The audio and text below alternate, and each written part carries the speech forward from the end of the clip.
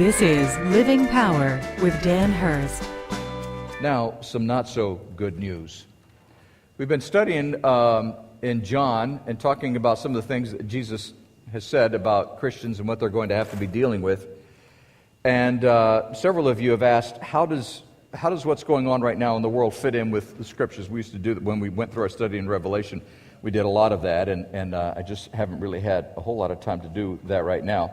But I wanted to kind of bring you up to speed in one area. There's several areas, and I might be alluding to some of those later on. But in Gaza right now, I was just talking to a friend over in Israel this week about things that are going on. And he said right now there's and he called it a controlled hope in Israel. And there's this sense that, okay, finally this war with Gaza is over with, and everybody's willing to go to the bargaining table and so forth and so on. And he said there's this sense that, oh, good, maybe things are starting to get better. And I said, do you really think they're going to get better? And he says, no, not really. Nobody really believes that. And so then this study came out, not a study, but a report came out from this man is from the Gatestone Institute, which is a think tank, political think tank that from the Middle East and actually around the world, but they studied particularly on the Middle East. And it was interesting what he had to say, because he took a reporter in a statement. So now we have this lull between Gaza and Israel, and specifically between Hamas and Israel. But he said the leader is saying, actually what he's saying is, give us open borders and an airport and a seaport so we can use them to prepare for the next war against Israel.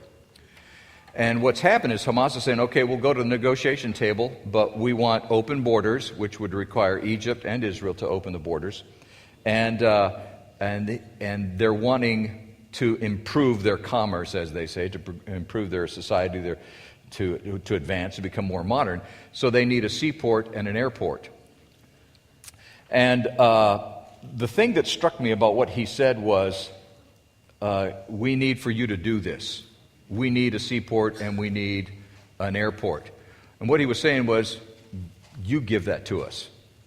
We need to negotiate this, and so you need to do that for us. You need to give us this. The thing that bothers me right now about what's happening particularly with the U.S.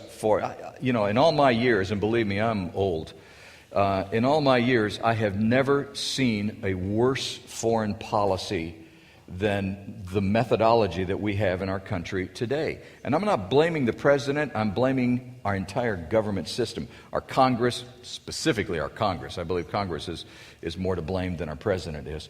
But anyway, Washington, D.C. just has their head in the sand when it comes to foreign policy. They don't know what to do. And in fact, so many of them have come right out, so many congressmen have said, we don't know what to do.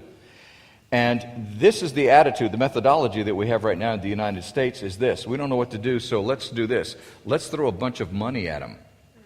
And whoever takes it, then if they do something that we don't like, then we'll threaten to take it away from them. That's really kind of our foreign policy when you think about it. When you look at it in its entirety, that's really kind of our approach. Let's buy some sort of connection and then try to control them. And it doesn't work. It obviously doesn't work. But we don't know what else to do. And so we're in a real complicated situation right now, because we don't know how to get out of that mess. We don't know how to solve that problem.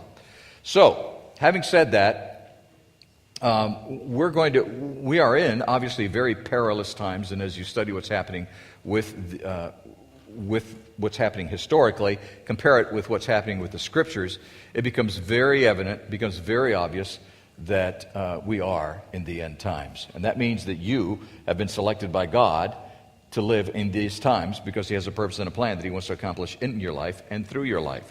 It's important for you to discover what it is that God wants to accomplish in and through your life now, at this point in history. Why you? Why now? Why here?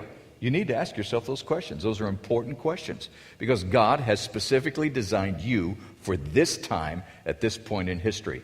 And we are here as ambassadors for Christ. That's what 1 Corinthians 5:20 says. And so we have this responsibility to carry the gospel and to carry the ministry on of Christ. And that's what Jesus was saying. That's what he's telling his disciples. I want you to carry on my ministry. You are going to carry on my ministry to the world today. That is your responsibility. On behalf of Dan Hurst and the Open Class, we want to thank you for watching. We hope it was a blessing.